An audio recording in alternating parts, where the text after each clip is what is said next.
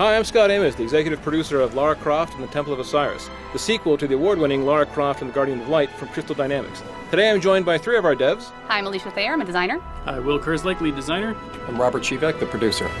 So in today's Dev Diary, we're going to take you through all the awesome, exciting adventure we have planned for you for 4-player co-op action and talk about our characters and all their features. But looking back at Guardian of Light, it was an instant classic when it shipped. It was one of those things that people got together and said, this is an amazing 2-player co-op digital experience.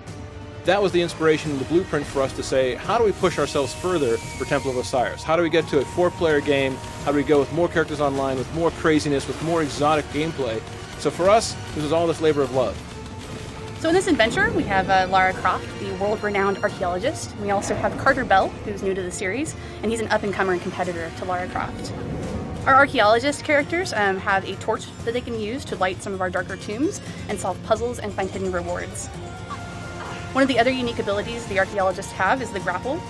With this, they can swing over chasms, create rope bridges, and use it to help friends traverse dangerous spaces. Next up, we have Isis and Horus. These are the Egyptian gods that are joining Lara and Carter in this new adventure, and they have their own unique abilities. With the staff, they can affect glyphs in the world, moving objects up and down and interacting with anything that has these special markings. They have a magical shield. It can act as a barrier to provide protection. Shield can also be used as a stepstone, allowing other players access to difficult-to-reach places. It'll also move across the surface of water. Now, because co-op is such a focus for Temple of Osiris, we made sure that the world would react accordingly depending on how many players are in the game at one time. For example, when you add in your friends, the puzzle might actually change dynamically. There could be more mirrors, more obstacles, more enemies to deal with. And naturally, something we've seen is the more players you have at one time, the more chaotic the game can become.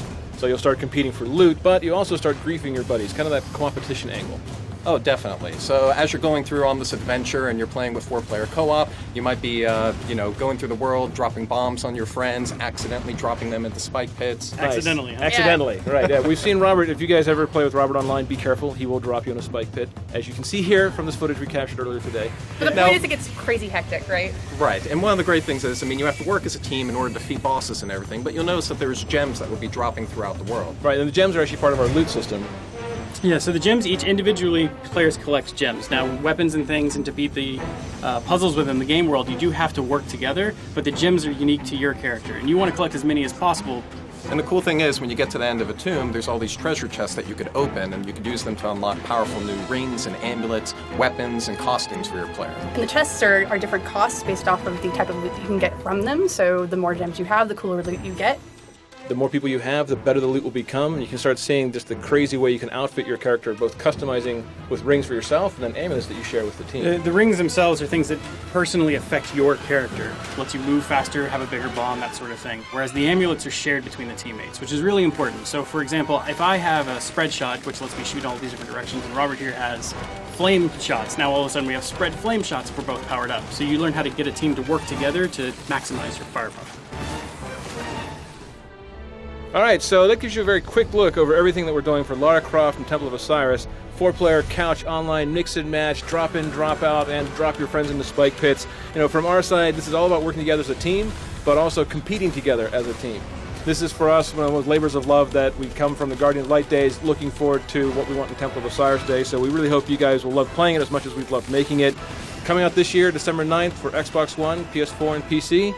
Thanks, team. Anything else? Thanks for watching. All right, guys, have a great time. We'll see you online.